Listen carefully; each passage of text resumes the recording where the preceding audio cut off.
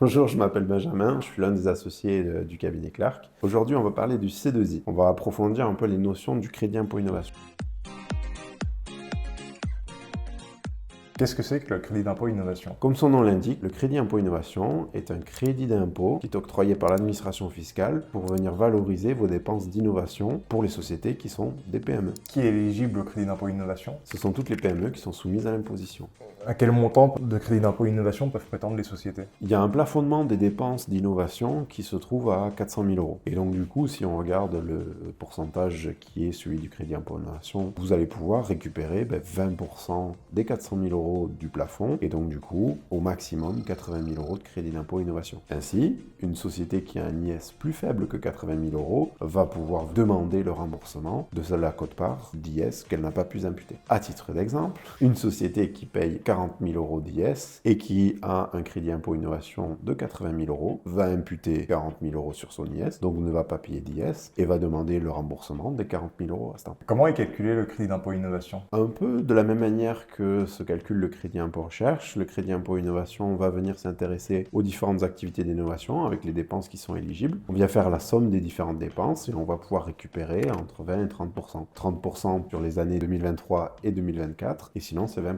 Bien évidemment, si vous êtes situé dans des territoires dom-tom ou la Corse, il y a un petit bonus qui est associé. Quel type de dépenses sont prises en compte dans le crédit d'impôt innovation? Dans le crédit impôt innovation, on va pouvoir valoriser des frais de personnel, des frais de matériel et de la sous-traitance auprès d'organismes qui sont agréés crédit impôt innovation. Dans les frais de personnel, c'est tout type de personnel qu'on peut prendre en compte crédit d'impôt innovation? Contrairement au crédit impôt recherche, la liste est un peu plus large sur du crédit impôt innovation. On a un peu moins de contraintes sur le diplôme des personnes qui vont intervenir sur ces activités d'innovation. Cependant, on reste sur des critères qui sont quand même importants en termes de restrictions sur les activités qui vont être menées dans le cadre de l'innovation. Donc on ne va pas venir discriminer le personnel éligible à travers son diplôme, mais vraiment à travers son activité d'innovation au cours de l'année écoulée. Comment on va pouvoir justifier l'activité d'innovation d'un salarié? On va pouvoir justifier l'activité d'innovation d'un salarié à travers son suivi des temps et à travers tous les documents qu'il a pu réaliser dans le cadre de ses différents travaux. Étant donné qu'il n'y a pas de niveau de diplôme à avoir pour le crédit d'impôt innovation, est-ce que je peux faire un crédit d'impôt d'innovation avec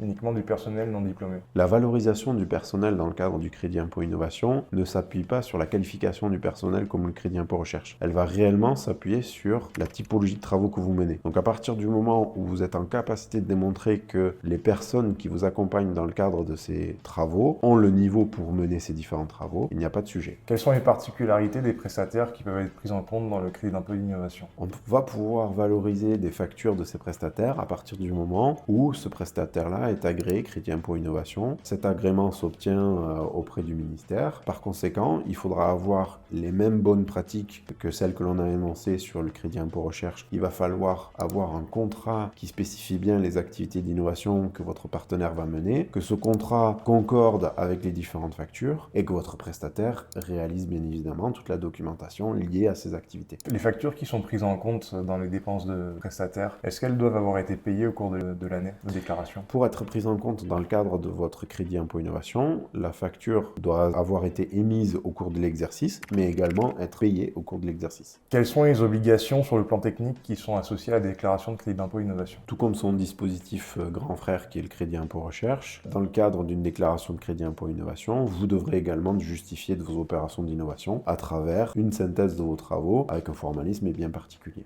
Quand est-ce qu'on déclare le crédit d'impôt innovation? Le crédit impôt innovation se déclare en même temps que votre liasse fiscale et donc au moment de la liquidation d'IS. Donc pour une société qui clôture au 31/12, c'est avant le 15 mai de l'année suivante. Quel type de contrôle on peut avoir sur un crédit d'impôt innovation? Le fonctionnement est encore une fois identique à celui du crédit impôt recherche. L'administration fiscale a principalement deux voies pour venir contrôler le crédit impôt innovation. La première qui est la demande d'informations complémentaires. Donc suite à la déclaration, l'administration fiscale va vous envoyer un courrier ou un mail pour vous demander des informations complémentaires et donc recueillir ces informations pour instruire son dossier. Ou alors l'administration fiscale peut faire appel au contrôle fiscal pour venir vérifier ce crédit d'impôt. De quelle manière sécuriser son crédit d'impôt innovation? Il y a deux voies principales pour venir sécuriser son crédit d'impôt innovation. La première, c'est de faire ce qu'on appelle un rescrit fiscal et la seconde, c'est faire un contrôle sur demande. Mais bien évidemment, il vaut mieux favoriser le rescrit fiscal ou tout simplement en impliquant les bonnes pratiques relatives à ce dispositif-là. Quand est-ce qu'on dépose la demande de rescrit? La demande de rescrit rescrit doit se déposer 6 mois avant l'octroi du bénéfice lié à ce rescrit-là. Donc généralement, on dit qu'on ne doit pas déposer une demande de rescrit après le 15 octobre. Comment on va se distinguer la synthèse de crédit d'impôt d'innovation de la synthèse de crédit d'impôt recherche? Alors ce sont deux synthèses qui sont fondamentalement opposées, puisque le crédit impôt recherche va venir en fait justifier l'activité de R&D sur la base d'un état de l'art, alors que le crédit impôt innovation doit venir démontrer le fait que vous avez amené sur le marché un produit ayant des performances meilleures que les produits disponibles sur le marché. Au lieu d'avoir un état de l'art, on va avoir un état du marché et la démonstration de la performance de votre produit. Comment s'articule le crédit d'impôt innovation avec les subventions à l'innovation? Le crédit impôt innovation est concomitant en fait aux différents aspects de subvention ou les dispositifs du financement public. On va pouvoir faire fonctionner ensemble un crédit impôt innovation et une subvention d'une région ou les différents dispositifs du France 2030. Quel impact va avoir une subvention sur le crédit d'impôt innovation? Alors l'impact il va être celui de diminuer en fait le crédit impôt innovation, puisqu'on a un principe qui est tout à fait identique à celui du crédit impôt recherche. On ne va pas pouvoir financer une dépense deux fois par deux dispositifs différents. Est-ce que le crédit d'impôt innovation est complémentaire avec le dispositif de l'IP Box? Oui, une société peut déclarer à la fois un crédit impôt innovation et une IP Box, mais ça veut également dire qu'elle doit déclarer un crédit impôt recherche, ou du moins qu'elle ait réalisé des opérations de R&D dans son passé. Une jeune entreprise innovante peut-elle déclarer du crédit d'impôt innovation? Alors elle le peut, il n'y a pas de souci, mais du coup j'espère qu'elle déclare également un crédit impôt recherche, puisque comme on l'a dit dans le cadre de notre information sur le crédit impôt recherche, une jeune entreprise innovante, dans son ADN, doit réaliser des opérations de R&D. Une société qui dispose du statut de jeune entreprise innovante et déclare uniquement un crédit impôt innovation ne respecte pas ces critères de la jeune entreprise innovante, puisqu'il n'y a pas d'activité de R&D. Pourquoi se faire accompagner par Clark dans sa déclaration de crédit d'impôt innovation? L'ADN de notre cabinet réside dans la maîtrise du risque fiscal associé à ça.